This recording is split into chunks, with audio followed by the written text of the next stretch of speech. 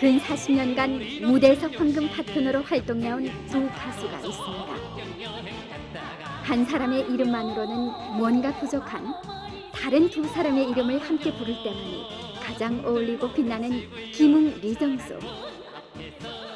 오늘 그들의 무대 인생과 실제 생활 속으로 들어가 봅니다. 안녕하십니까? 네, 안녕하세요. 네, 반갑습니다.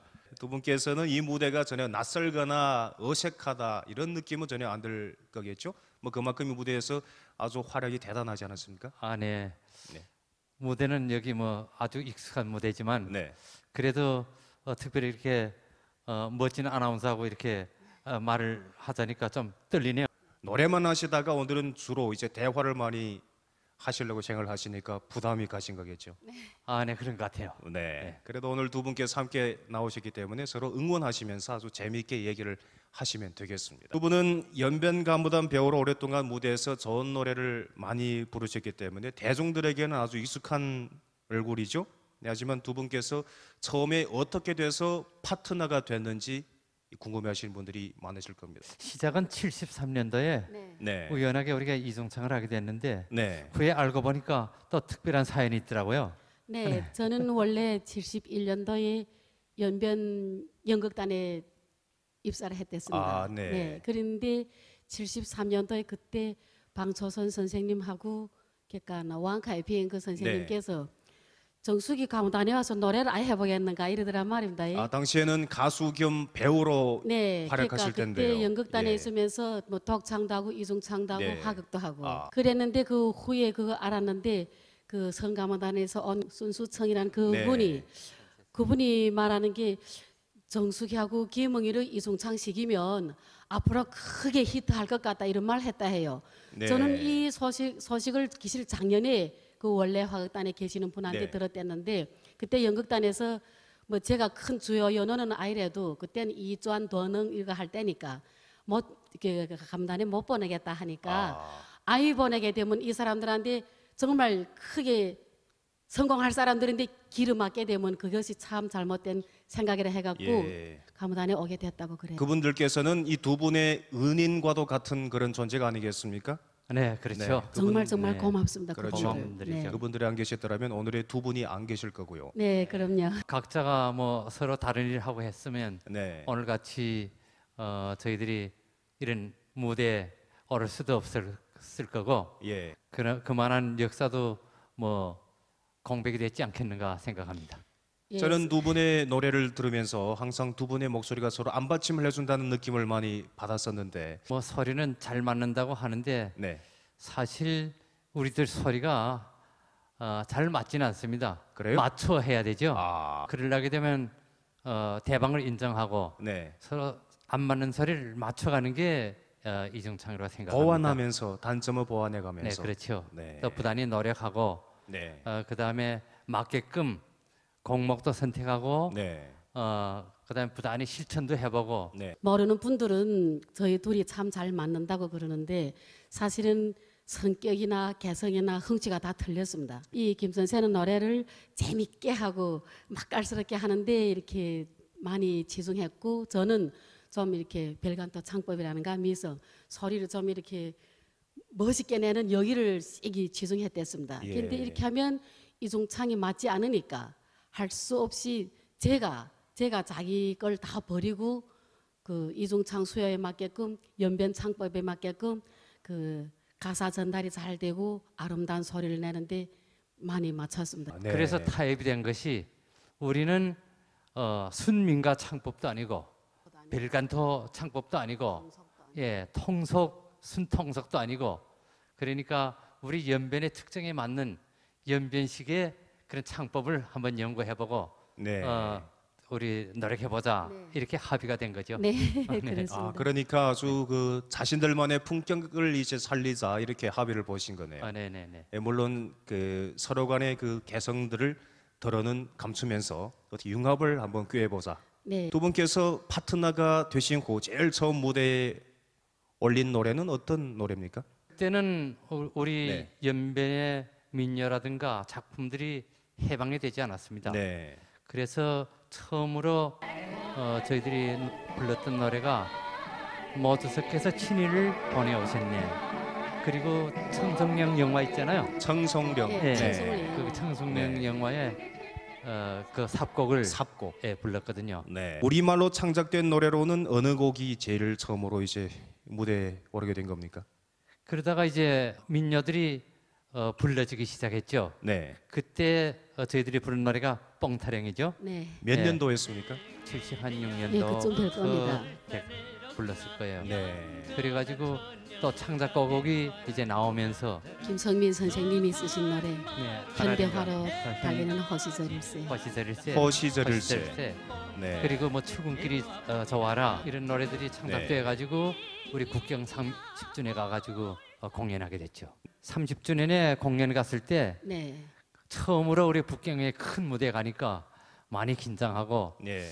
어떻게 하면 임무를 잘 완성하겠는가 그래가지고 저희들이 고민을 많이 했습니다. 예. 그래 처음으로 북경 무대 거기 어디죠? 오다오커 중국말로 하면. 어다구 예. 극장이라는데 큰 극장입니다.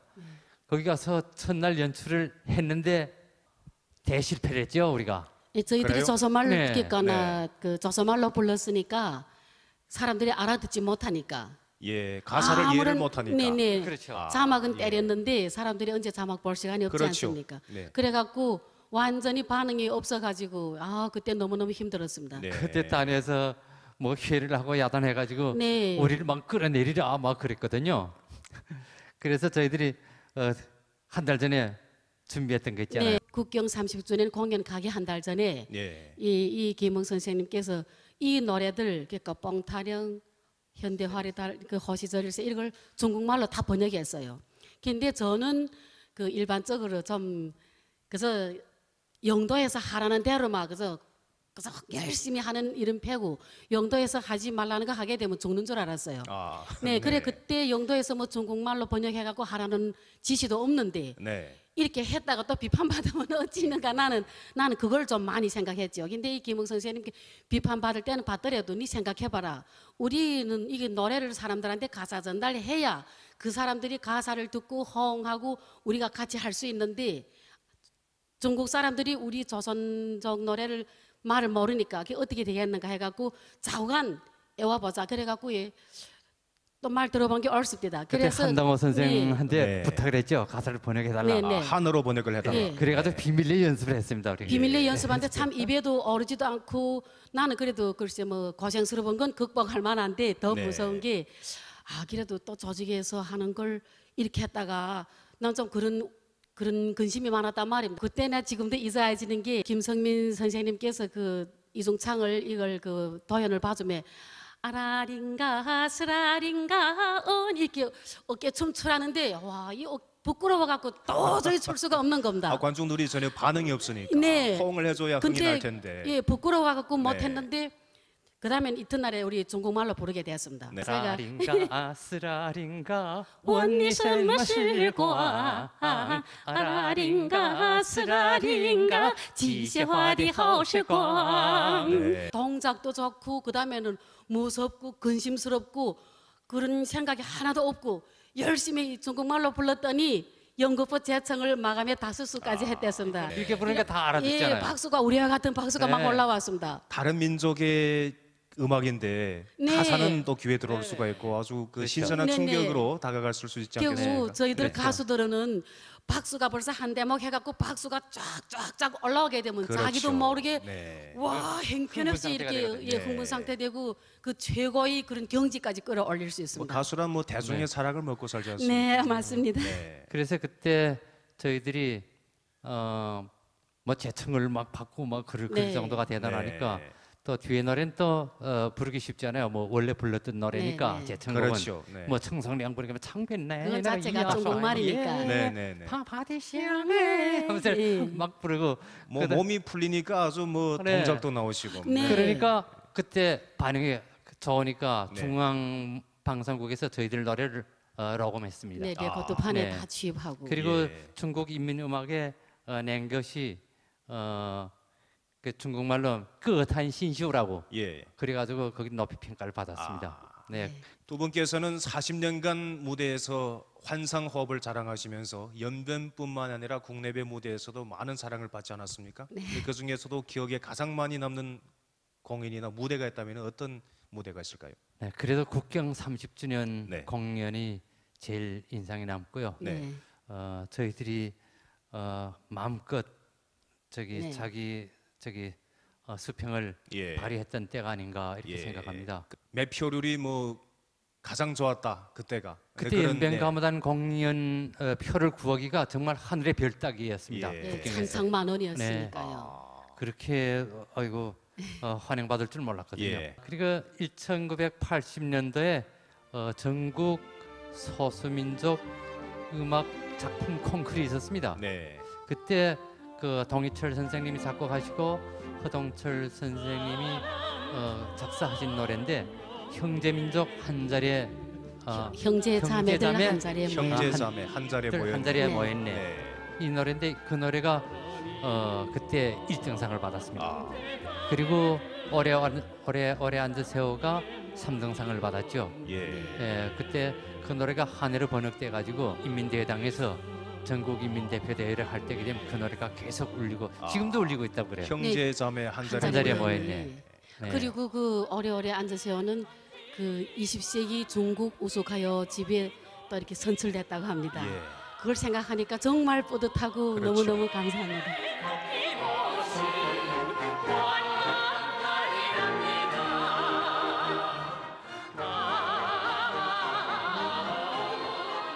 이 노래들은 모두 부르의 명곡으로 남기에 충분한 곡들이 아니겠습니까?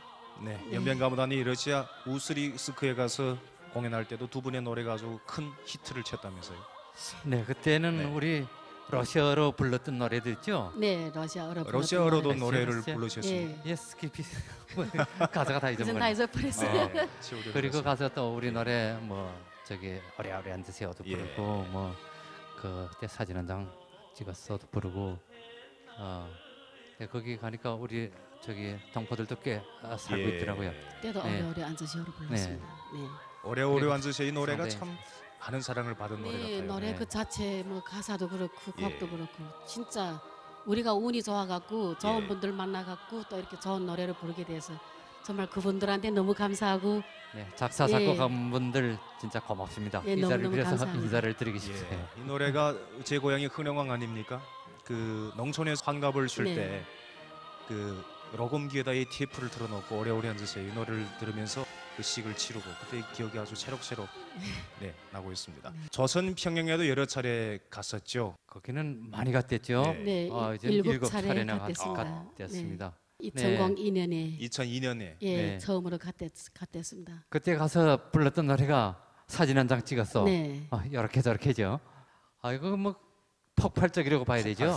아 네. 그때 마음 고생하던 거 생각하면 전 지금도 잊어 앉는데 그때 그랬잖아요. 우리가 갈 때 세계에서 70여 개, 7, 80개 되는 나라에서 공연단들이 들어오니까 제일 잘하는 사람들 들어오니까 아, 그러니까 네. 거기 가가지고 환영 받겠는가? 우리 네, 가만 저희들한테- 보니까 뭐 이거 뭐 천티나는 이런 절목 같고 네, 네. 말이야. 그래가지고 그다음에 우려 반 기대 반 이렇게 예, 가셨는데 우려가 네. 많았죠. 네. 그러니까 우리를 데려가 가시는 분도 여기 파악이 없어하고 데려갈까 말까 고민을 많이 예, 했다고 그래요. 우리도 파악이 없고 그래서 이거 그런데 큰 데 가가지고 우리 네. 평양 이런 데 가서 이거 공연하면 될까? 그래서 가기는 갔댔는데 그 정식 공연하기 전까지 거기 분들도 저희들 노래를 듣고 다 근심했어요. 어떻게 예. 저렇게 정말 그 터베기 말로 말하면 저렇게 촌스러운 노래를 이렇게 멋있고 우아하고 세계 각국에서 오는 이런 국제 무대에다 올릴 수 있는가 뒤에서 많이 저희들 그랬다. 이게 저희도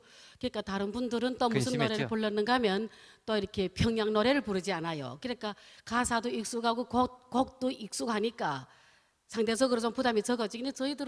저희들이 말씨도 그렇고 가사 곡 다 생소한데 망신하면 어쩔까 잡으려면 오지 않아 갖고 나 지금도 생각나는 게 그 화장실에 갖고 새벽 2시에 일어나 갖고 예.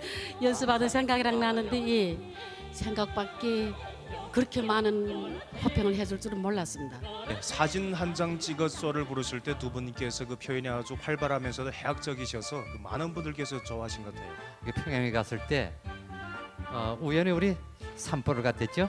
네. 네, 네. 가니까 이 어린 아이들이 1절부터 3절까지 가사를 다 외우는 거예요.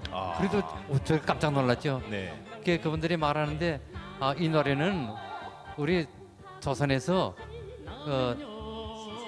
서너 살 난 아이부터 80 나는 노인들까지 이 노래를 다 안다고 그래요. 예, 그래가지고 우리가 또 한번 깜짝 놀랐죠. 네, 그리고 저희들이 그 해는 우리 공연하고 인천 돌아오니까 우리도 몰랐는데 반응을.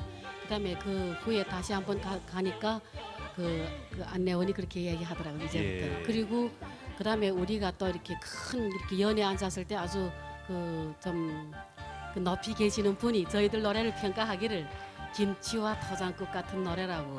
김치와 터장국은 아주 소박하지만 참 그 사람들한테 와 닿는 이런 그렇죠. 네 그렇게 높이 평가를 해주셨습니다. 가는 곳마다 어머나 사진 한 장 왔구나 사진 한 장 또 왔구나 하니까요. 그 소리가 지금도 귀에 쟁쟁하고요. 가는 곳마다 그러니까 그때 정말 감격받고 그러니까 우리 시각대로 자기 나름대로 이렇게 평가하고 저렇게 평가하는 게 중요한 게 아니라 그때에 처음으로 느꼈습니다. 우리 연변 노래를 불러서 이렇게 좌우감을 느끼고 우리 연변 음악도 이렇게 사람들한테 정말 감동시킬 수 있구나. 그래갖고 예 정말 연변의 가수가 된 게 영 자랑스럽고 앞으로 더 우리 노래를 정말 더 잘 불러야 되겠다고 우리 그냥 그렇게 다짐했습니다. 우리 노래들을 보게 되면 그 후에도 뭐 변덕 많은 사랑 역시 우리가 창작한 노래 아닙니까? 그 둥실타령 이런 노래 다 불렀거든요. 네. 다 금상을 받았는데 확실히 좋아합니다. 그래서 우리 연변 음악도 어디 내놓을만 하구나. 공연이라면은 원도 없이 많이 했다면서 행복해하는 두 사람. 그들은 대중들의 사랑에 보답하고자 동포들이 사는 곳이라면 어디든지 마다하지 않고 찾아다니면서 귀맛 좋은 노래를 선물했다.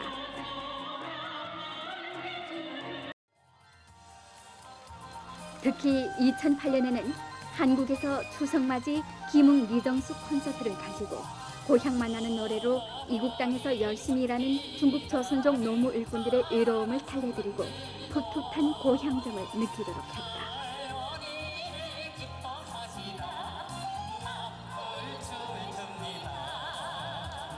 한국에서 연변 노래를 듣기란 참 쉬운 일이 아니죠. 그런데 두 분께서 그렇게 멀리 찾아가셔서 이렇게 또 고마운 일을 하시다니요. 2008년도죠? 2008년 8년도 2008년도 9월 추석을 맞으면서 저희들이 그때 한국에 갈 때는 뭐 이런 거 뭐 콘서트까지 하자고 생각을 못했습니다.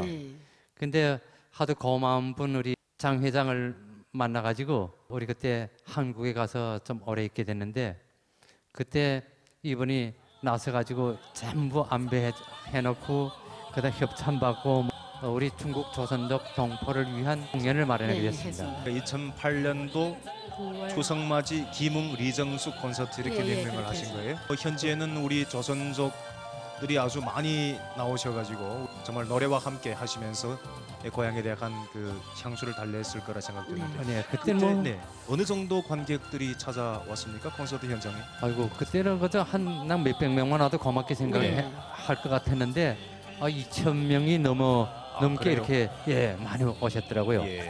그 외딴진 곳인데 먼 곳인데 그렇게 찾아왔더라고요. 안산. 지금도 그때 그 콘서트를 이사해주는 게 그때 안산 화랑 유원지에서 했는데 형편없이 비 와갖고 어떻게 하려 하는데 참 그 마음이 고마워서 그런지 하늘도 감동돼 그런지 우리 그 공연장만은 비가 안 왔대였습니다. 그래서 지금도 그걸 누구나 다 외우고 있는데 그때 그의 한국에서 아무리 좋은 공연이라도 너무너무 힘들게 이렇게 일하기 때문에 한 이틀 쉬는 시간이면 정말 집에서 자고 싶고 친구들 만나기 싶고 그렇게 했는데 그때 저희들 공연 보러 한 2,000명이 오셨다는 거 생각하면 같이 그때 노래 부르고 춤추고 이럴 때 보게 되면 와 진짜 이 우리 보람을 느낄 수가 있지 노래의 않겠어요? 힘이 세구나 이런 생각 느끼고 와준 사람도 고맙고 기획해주는 사람도 고맙고 저희도 고맙고 정말 보람을 느꼈습니다. 저희가 드린 것보다 받은 게 더 많은 것 같아요.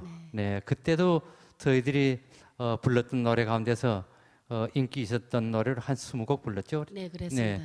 그리고 연변 노래를 위주로 해갖고. 위주로 해서 그렇게 불렀거든요. 예. 그때 뭐 독창도 하고 나도 네. 독창하고 좋은 일을 하셨습니다. 그 바늘 가는데 실 가는 격으로 두 분께서 항상 이렇게 같이 다니시고 하는데 한동안은 갈라져 있은 적이 있었죠? 네, 88년도 8년도였습니다. 네. 어떤 이유에서인지 여쭤봐도 되겠습니까?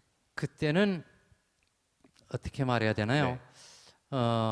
여기서 일하기가 좀 많이 힘들었습니다. 사실 개혁 개방이 금방 되고 그 바람이 지금 여기를 지금 들어올까 말까 할 때인데 그때 제가 연출대를 하나 책임지고 공연을 이렇게 다니게 됐습니다. 그때는 또 다닐 때 뭐 그 설비가 대단히 나빴어요. 그 에코 있잖아요. 에코. 그러니까 그 훈장 치고 하나가 조그만 거 하나 없어가지고 그거 심령의 공연 갔을 때 막 그거 빌리래 막 다니면서 그랬는데 그때는 마이크도 이런 마이크가 아닙니다. 핸드 마이크가 아니고 줄 달린 마이크거든요. 노래하기도 불편하고 동작하기도 불편하고 효과도 좋지 않고 그다음에 음향 설비라는 게 우리 가문단에서 자기들로 만든 음향 설비가 있어요. 그 나팔을 가지고 공연을 다니까 얼마나 힘들었겠어요. 네, 하나 그것도 있고 그다음에 연출이 그래도 잘 됐죠. 네, 연출이 참 잘 됐습니다. 초만원 이름에서 이렇게 공연을 하게 됐는데 그때 계약을 맺고 했습니다. 단회하고 어느 날까지 공연하고 그다음에 다시 또 계약한다 이런 조목이 있었는데 그게 끝나기 전에 막아버리는 거예요. 그때 우리 수입이 좋았거든요. 그러니까 필경 가무단이라는 것이 공연하는 사람들이 소수고 집에 있는 사람들이 다수니까 또 그때 당시에는 또 옛날 말로 말하게 되면 기획 경제니까 공연 나가는 사람들 아무래도 분배가 좀 더 많이 돌아가게 우리가 많이 받는 것 같으니까 뭐 이견도 많았겠죠. 그래서 그 계약을 단방면으로 없애버리고 우리 공연을 못 다니게 했어요. 그래서 그게 하나도 화가 나고 이런 설비 가지고 예술을 한다는 게 무슨 예술이 되겠는가. 회의감을 느끼셨겠네요. 예, 그렇죠. 그때 또 딱 그 기회에 맞게 할빈의 한 그 기업가가 저희들을 초청하는 거예요. 그래서 구체적으로 저건 들어보니까 너무 매혹적이란 말입니다. 가게 되면 좋은 음량 설비에 마음대로 예술을 하게끔 만들겠다. 그리고 가게 되면 집도 좋은 집 준다. 공자도 많이 준다. 하게 되면 뭐 외국도 나간다. 그다음에 광고는 하지 않아도 된다. 예술만 해라. 그리고 갔는데 사실하고 좀 따더라고요. 뭐 공자는 많이 받았어요. 그 뭐 한 20배 공자를 주니까 어떻게 뭐 그거는 그런데 문제는 하나하나 지나면서 보니까 진정으로 예술할 그런 환경은 아니구나. 저거는 좋지만 그런 걸 느끼게 됐어요. 이 김 선생은 그렇게 할빈 떠나고 나니까 저는 정말 생지옥이었습니다. 생지옥. 금방 혼자서 그냥 혼자인데 훌쩍 가버리시니까. 저도 갈까 어찌할까 아무래도 같이 하던 또 파트너가 없고 그러니까 또 이제 같은 조건을 내 뭐 높은 공자의 집에 뭐 또 외국도 간다지. 그리고 또 이종창 파트너가 어차피 한 사람 갔으니까 가야 되나 말아야 되나 고민했는데 그때 제가 그 제7기 성인민 대표였습니다. 그때 생각하는 게 이게 성인민 대표인데 자기 별 그때는 개인의 이익을 위해서 단일히 떠난다는 게 참 또 저로서는 그거 상상하기는 어려운데 그 많이 고민했습니다. 정말 이 세상을 하직할까 하는 그 정도까지 힘들었댔습니다. 그러면 그래도 살았는데 어디서 넘어졌으면 어디서 일어나야 되지 하고 힘들게 이종창을 못하면 좋다. 이종창 하는 경험사를 내갖고 그럼 독창을 해야 되겠다. 근데 독창이라는 게 내가 할 수 있다는 게 그 저희 부모가 뭐 고향이 전라남도니까 그때 그 또 민가가 그 무슨 그 매화 타령이라든가 이런 걸 세게 연습했습니다. 밤에. 그다음에 그 테이프로 계속 듣고 연습하고 이렇게 세게 했댔습니다. 그래 가무단의 공연 때 나도 공연 시켜달라고 또 말했습니다. 내가 이종창만큼은 환영 못 받아도 그래도 새로운 그 어린 가수들보다는 내가 환영받을 수 있다 경험도 있기 때문에 그래 한번 들어봐 달라 해갖고 그때 그 서분대 공연이라며 독창 한 5수로 부르며 다녔습니다. 이종창 못하니까 독창이라도 해야 되죠. 네, 근데 그 참 그 지금도 잊어야지는 게 그때 그 화룡현 투도의 공연 같았습니다. 근데 그게 이렇게 비 비 출출출출 오는데 저희들이 공연을 건방지에 독창 끝내고 이렇게 있는데 그때 연출을 책임진 부여는 쪽지 하나 주더라 말입니다. 그러니까 그 공천탄 그 간부가 이 편지를 주더라. 그러니까 무슨 편지인가 또 보니까 빗물에서 준 그 편지를 보니까 이정숙 씨가 독창하는 모습을 보니까 참 그 뭐 노래가 좋다 나쁘다를 떠나서 영 슬프고 참 그 자기네도 눈물이 난다는 게 그러니까 무슨 방법을 대서든지 예. 김흥 선생님을 모셔와 갖고 같이 이중창하는 모습을 봤으면 좋겠다. 이런 편지 사인이 두 분의 있었습니다.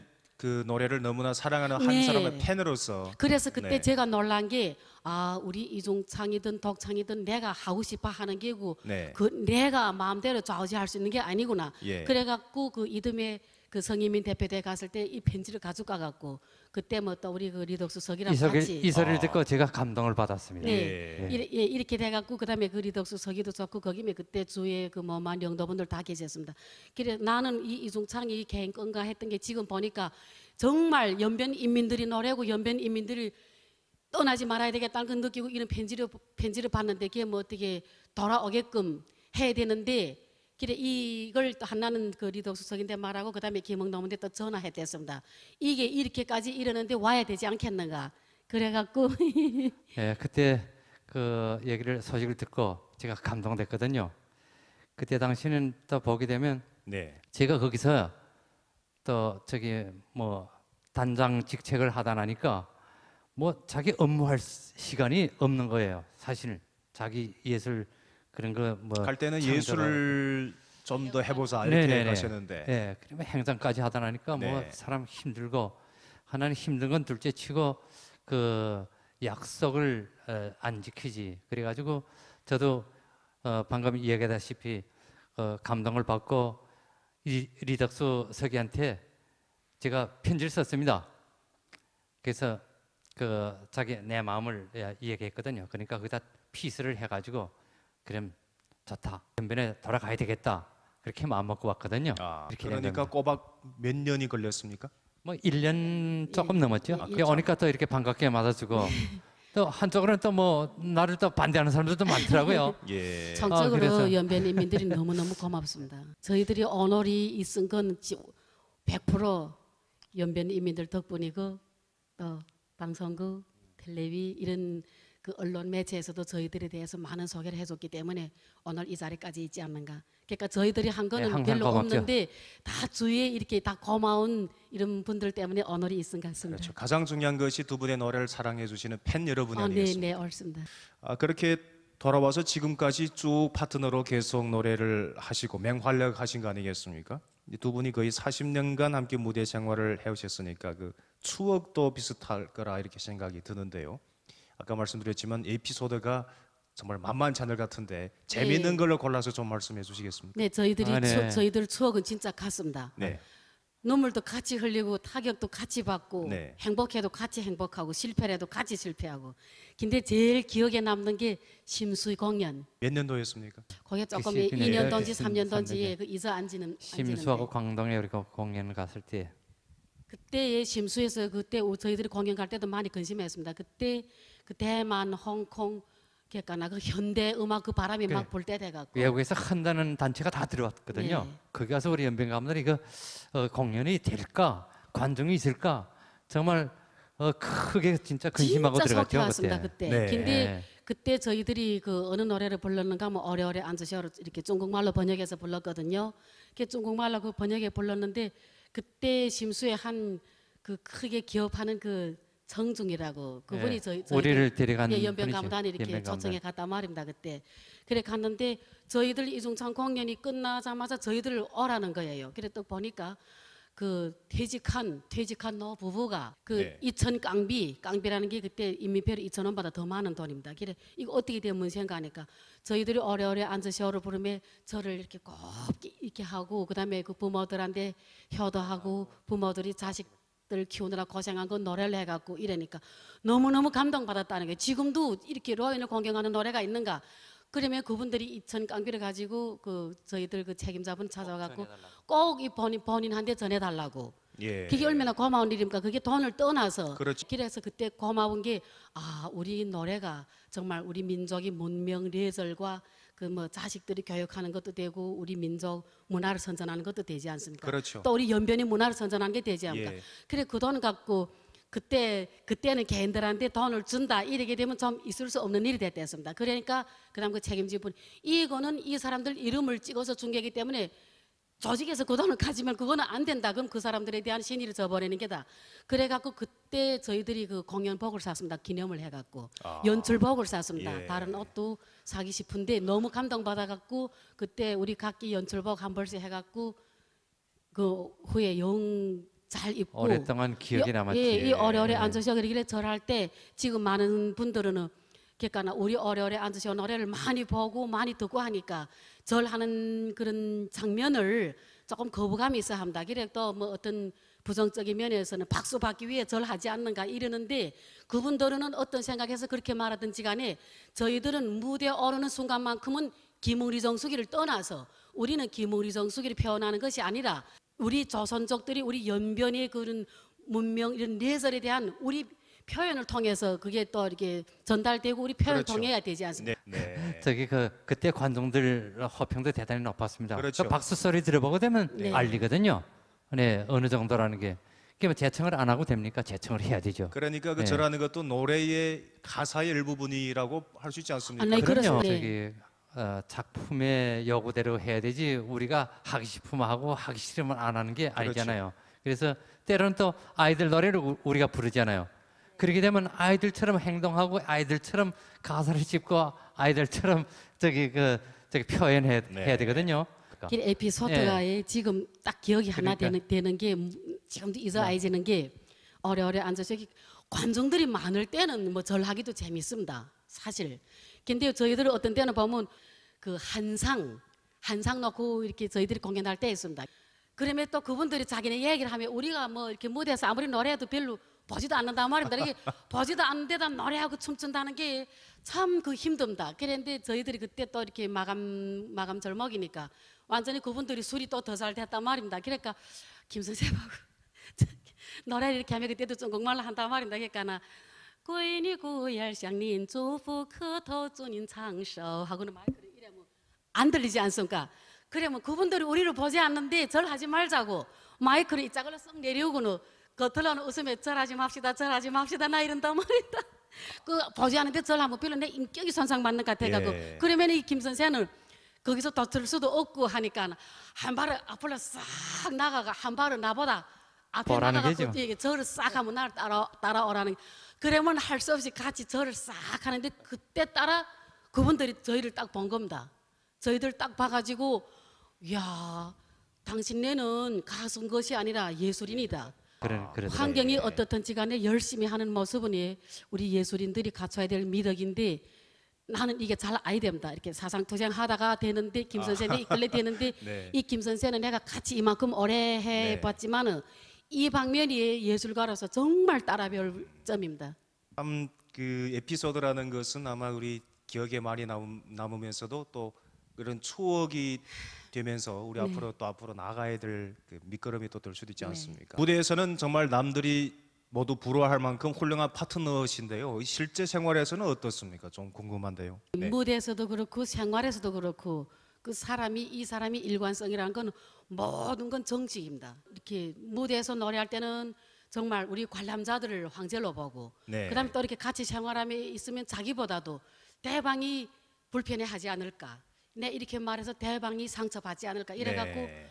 그 하기 싶은 말도 많이 참고 받아들일 수 있을 만큼만 말하고 받아 못 들으면 자기인데 도리 있어도 내가 그걸 깨달을 때까지 기다려줍니다. 예술에서도 그렇고 생활에서도 그렇고 이 김 선생은 그러니까 비유한다면 저희들이 그 모아산을 등산할 때 김 선생은 언제나 그 기본상 그 꼭대기 있다면 나는 그 중간쯤에 있으니까 중간쯤에 보는 세상하고 꼭대기에서 보는 세상이 틀리지 않습니까? 그게 저희들이 그래서 이게 성격 차고 이견 차가 자꾸만 싸움한다고 그 듣기 싫게 말하면 그런데 쟁론입니다.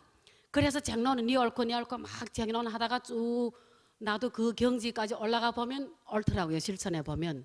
그러니까 지금은 옛날에는 많이 이런 걸로 덧하는데 지금은 이때까지 실천해 본 게 100분의 95%가 김 선생 말이 맞으니까 이제는 도트면 나도 맥 빠지고 힘드니까 달통 되든 아이 되든 많이 따라주려고 하고 그다음에 또 지금은 이마이 긴 세월 같이 뭐 예술에서나 생활에서나 이렇게 많이 알다 보니까 지금은 그저 많이 따라주는 편입니다. 사실요 부부라는 게 그런 것 같아요. 뭐 다 맞아서 저기 살 수는 없잖아요. 그렇죠. 안 맞는 게 맞는 것보다 더 많은 것 같아요, 사실은. 네. 그래서 노래하는 것처럼 맞아서 합니까? 맞춤에 해야 되지. 그렇잖아요. 소리도 안 맞으면 맞춰서 하듯이 생활도 그렇지. 안 맞으면 맞춰서 하면 되잖아요. 대방을 고치려 생각하지 말고 자기가 고치면서 가게 되면 그 모순도 좀 적어지고. 또 재밌는 말 한마디 해드릴까요? 네. 우리들이 왜 싸움 지금 안 하는가 하게 되면요, 한 나라 정치에다가 두 가지 제도, 네. 우리가 그걸 실천하고 있습니다. 그러니까 경제 문제상에서 싸움할 일이 없어요. 예. 생활비를 이분이 저기 600원 내게 되면 난 1000원 내고, 내가. 그다음 쓰다 모자라면 좀 더 내고, 그러다니까 경제 문제는 싸움할 일이 없죠. 예. 그다음에 내 카드 안에 돈을 여기서 관계 안 하고, 예, 옳습니다. 예.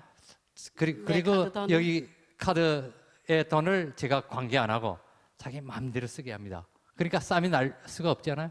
예. 내 절로도 나라 안다. 나 좀 성격이 급하고 어떤 때는 좀 이렇게 좀 과격한 면도 있고 옳다고 생각하면 그 굽히지 않는 이런 성격이 있고 좀 그래서 많이 좀 뭐랄까 그 좀 이렇게 실수도 좀 있습니다. 급하다니까 많이 반성하고 있는데 김 선생을 보면 그 부부지간인데 그 부모가 그 자식이 모든 걸 부모는 감싸주지 않습니까? 그렇죠. 자식이 그 정말 참기 힘든 이런 결함, 이 모든 걸 다 참는 게 부모 아닙니까? 그리고 그 사람이 잘 되기만을 바라고 정말 이렇게 이 부부지간에 뭐 어째서 그러는 거 이런 게 없습니다.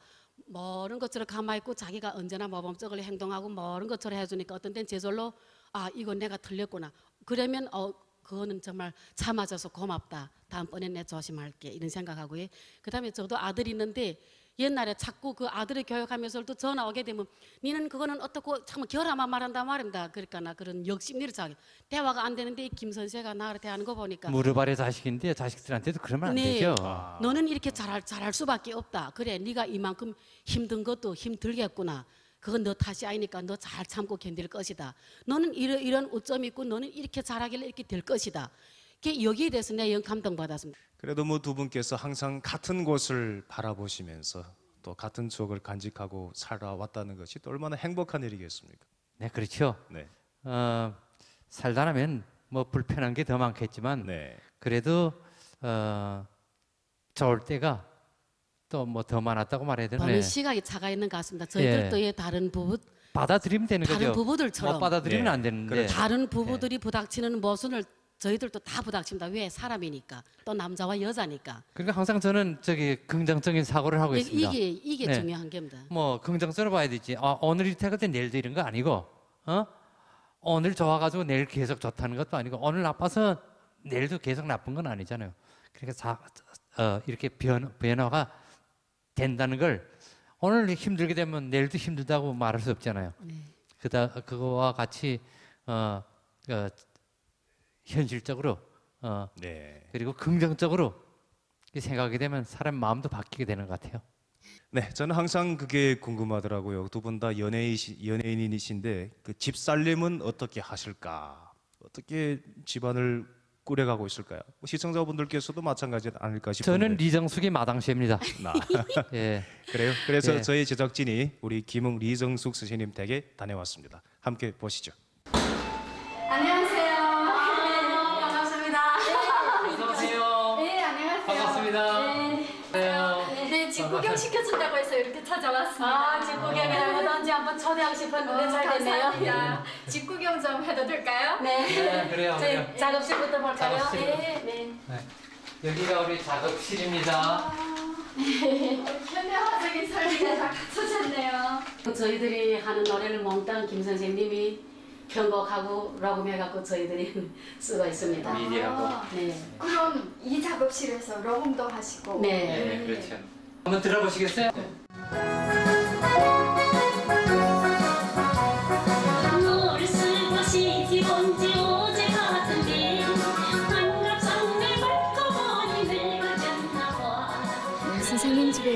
음악 창작실에 와 보니까 음악에 대한 깊은 사랑이 묻어나는데요.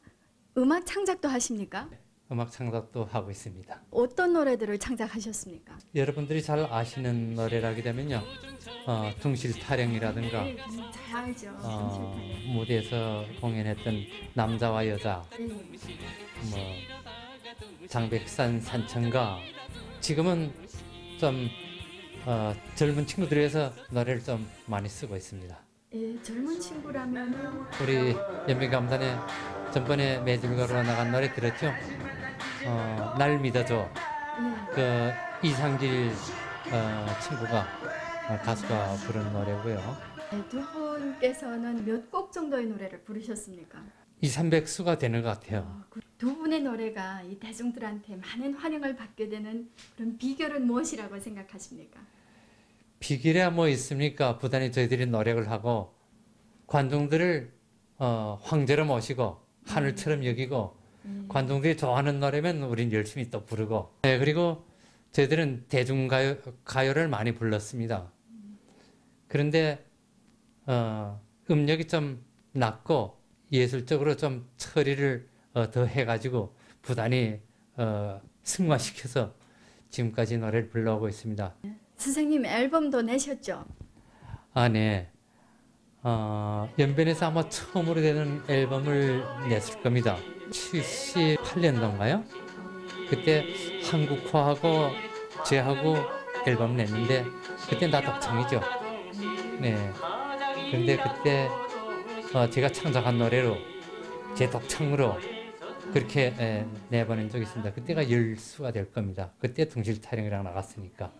예. 후에 저희들이 이중창으로 앨범이 4개가 나갔습니다. 영원한 노래, 황금 파트너, 그리고 중학생들을 위해서 쓴 노래 친구의 XY 그게 나가고, 그 전에 또 사랑의 등불이라는 게 이중창으로 또 나갔습니다. 제가 어릴 때 TV에서 본 모습이나 지금 모습 별로 차이가 안 납니다. 피부도 좋고 몸매도 좋고. 그러세요? 혹시 감사합니다. 건강 비결이 있으세요? 그렇게 얘기해 주시니까 감사한데요. 좀 적게 먹고요. 예, 그 다음에는 고기도 좀 적게 먹고, 예. 좀 그리고 남새를 좀 많이 먹습니다. 이 선생님 보니까 몸매도 S라인이 딱 잡힌 거예요. 비결이 뭐예요? 아이, 과찬인데요. 실버 댄스를 해서 그래요. 실버 네. 댄스. 50대가 지나가지고 자연적으로 폐경이 되면 몸이 나고 신진대사가 잘 안 되니까 예, 그래서 뭐 혈압도 막 양배까지 올라갔댔습니다. 예. 그래갖고 이거 건강은 정말 정신주고 관리해야 되겠다 해서 실버 댄스도 하고 요가도 하고. 김 선생님은 몸매 관리를 어떻게 하십니까? 지금요? 예.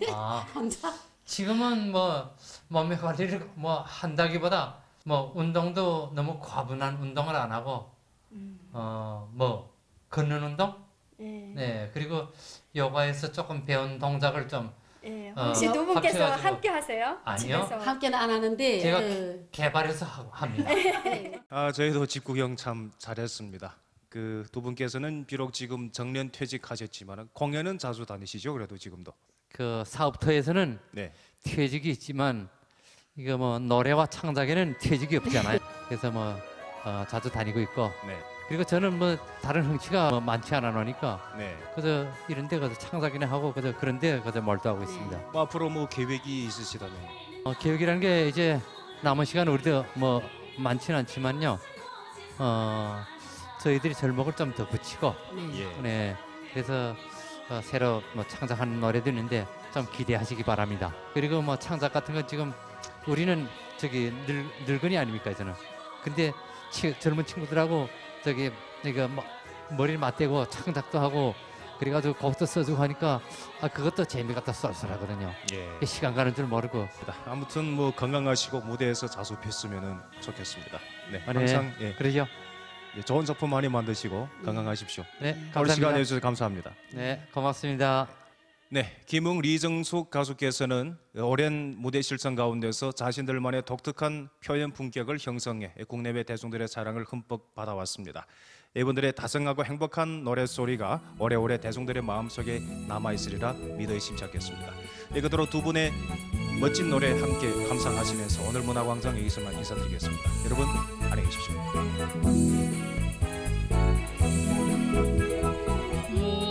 무지개 고요한 날